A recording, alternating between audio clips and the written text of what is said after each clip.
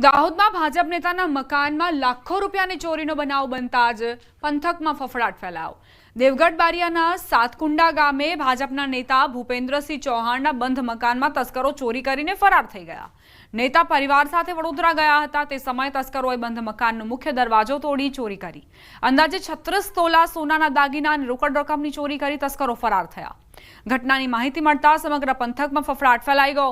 ભૂપેન્દ્રસિંહના પુત્ર ધનંજય ચૌહાણે સાગટાડા પોલીસ સ્ટેશને ફરિયાદ નોંધાવતા પોલીસે ડોગ સ્ક્વોડ અને એફએસએલની ટીમ સાથે તપાસ શરૂ કરી છે।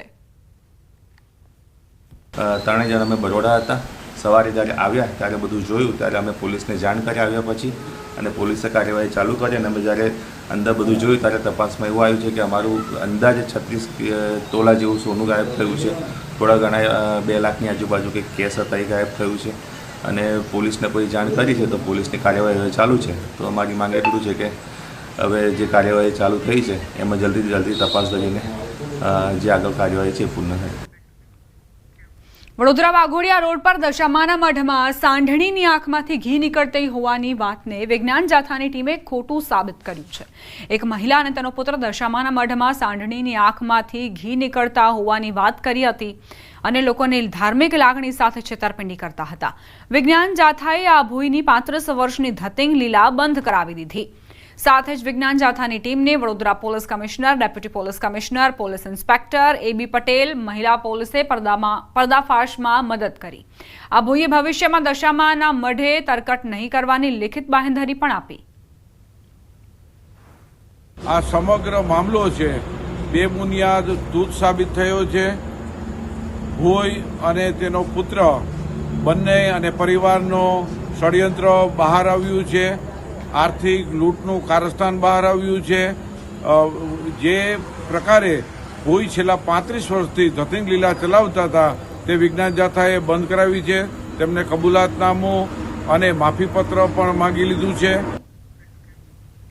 સૌરાષ્ટ્રના નંબર 1 ગણાતા ગોંડલ માર્કેટયાર્ડમાં લસણના વેપારીઓની મનમાની સામે આવી। 3 દિવસ સુધી એટલે કે શનિવારથી સોમવાર સુધી વેપારીઓએ લસણની હરાજી બંધ રાખી હોવાનું સામે આવ્યું। યાર્ડમાં થોડા વેપારીઓ જ લસણની ખરીદી કરતા હોવાથી લસણના વેપારીઓના સંગઠનનું ચિત્ર સામે આવ્યું। લસણના વેપારીઓના સંગઠન સામે માર્કેટ યાર્ડમાં ખેડૂતોને માલ વહેંચાણ વગર જ પરત ફરવું પડી રહ્યું છે, જેથી ખેડૂતોમાં રોષનો માહોલ છે।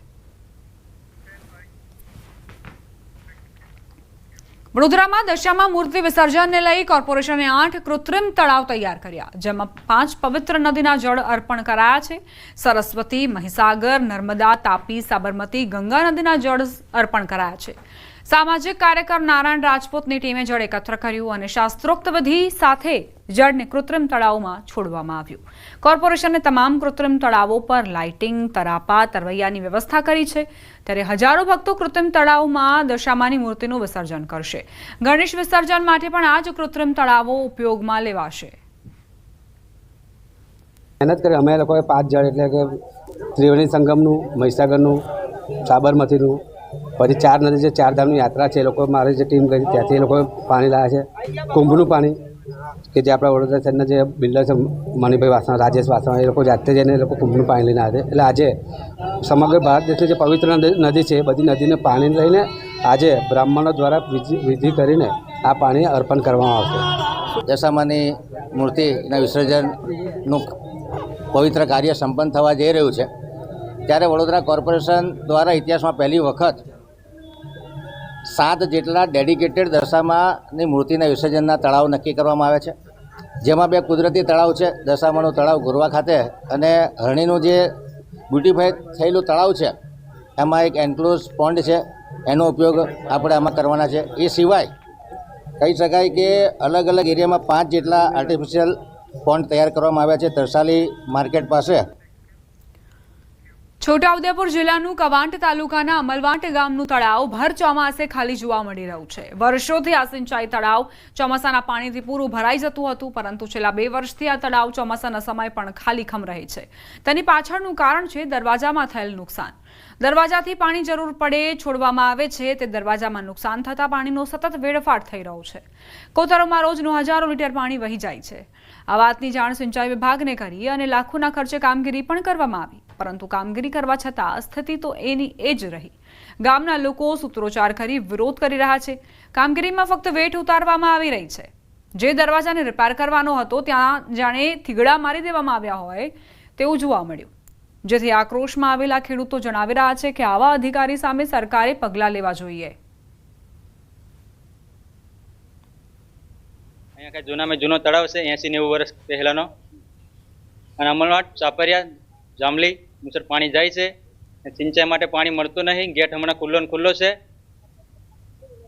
સરકાર સામે વિનંતી કરું છે ગેટ બંધ કરે અને અમને પાણી મળે. જે અમારા ગામનું કામ કરવામાં આવ્યું છે, જે પાણી લીકેજ થાય છે એના માટે કામ કર્યું છે તે બરાબર કામ નથી થયું. એટલે અમલવાડ ગામને, ચાપરિયા ગામને, ખંડીબારા ગામને પાણી મળતું નથી. જે હાલ કામ કરવામાં આવ્યું છે ગેટનું એ બરાબર કામ થયું નથી. અમલવાડ ગામની અંદર જે ડેમનું જે કામગીરી કરવામાં આવી છે એ વ્યવસ્થિત થઈ નથી, અને જે પ્રમાણે જોવા જઈએ તો પાણીનો અમારે દર વર્ષે વ્યવસ્થિત સંગ્રહ થતો હતો, અને આ વર્ષે સંગ્રહ કરવામાં પ્રોબ્લેમ આવે છે. એના કારણે આ જે ગેટ બેહાડ્યો છે, જે લોકો કામગીરી લીધી હતી એ લોકોએ આ વ્યવસ્થિત કામ કર્યું નથી, અને જે ગેટનું જે બંધારણ થવું જોઈએ એ પ્રમાણે આ લોકોએ કર્યું નથી. તો સરકારને એટલી વિનંતી છે કે આ જે ગેટ જે કામગીરી જે લોકો લીધી છે એ લોકોની તપાસ થવી જોઈએ. હાલ ચોમાસાની ઋતુની અંદર ગુજરાતભરના ડેમો ઓવરફ્લો થઈ રહ્યા છે. તેમાંનો છોટાઉદેપુરની અંદર પણ રામી ડેમ હોય કે સુખી ડેમ હોય, જે તળાવો છે તે ઓવરફ્લો થઈ રહ્યા છે. પરંતુ કવાંટ તાલુકાનું આ અમલવાડ ગામ છે, જ્યાં વર્ષો જૂનું તળાવ બનાવેલું છે કે આ વિસ્તારના લોકોને સિંચાઈનો લાભ મળે તે પૈકીથી આ વર્ષો જૂની તળાવ છે. પરંતુ આજે આ તળાવ ખાલી ખમ જોવાઈ રહ્યું છે. ચોમાસાનું ઋતુની અંદર આ પણ તળાવ ભરાવવું જોઈએ અને ભરાઈ પણ રહ્યું હતું, પરંતુ આજે અધિકારીઓની બેદરકારીના કારણે આ તળાવ ખાલી ખમ જોવા મળી રહ્યું છે. મહત્વની બાબત એ છે કે અહીં 1 વર્ષ પહેલા 65 લાખના ખર્ચે દરવાજો મૂકવામાં આવ્યો, ગેટ બનાવવામાં આવ્યો કે આ પાણીનો જે ઓવરફ્લો થાય તો તેમાંથી તેઓને કોતરમાં છોડવામાં આવે. પરંતુ એ જ ગેટ હાલ લીકેજ છે. તેના જ કારણે આ તળાવમાંથી સમગ્ર પાણી લીકેજ થઈ જાય છે. તેના જ કારણે આ વિસ્તારના લોકો માંગ કરે છે કે જે કોન્ટ્રાક્ટરને કામ આપવામાં આવ્યું હતું તેની તપાસ થાય, અને જે ભ્રષ્ટાચાર આચર્યો છે તેની ઉપર પણ તપાસ મૂકે, અને જે અધિકારીઓએ નિષ્કાળજી છે તેની ઉપર કાર્યવાહી થાય તેવી આ વિસ્તારના ખેડૂતોની માંગ છે. સેજબ ખત્રી, ન્યૂઝ 18 ગુજરાતી, છોટાઉદેપુર. અમલવાડ ગામનો તળાવ છે, અને અમારું આ રિપેરિંગનું કામ શરૂ હતું, એમઆઈ સ્કીમનું પણ ગેટનું કામ શરૂ હતું, રબર સીલનું કામ ત્યારે ચાલતું હતું, પણ વરસાદના લીધે હજુ એનું રિપેરિંગ કામ બાકી છે. એના લીધે થોડું પાણી એ પૂરું રહી છે થોડું, પણ જ્યારે કમ્પ્લીટ થઈ જશે તો એનો પૂરેપૂરો લાભ મળશે.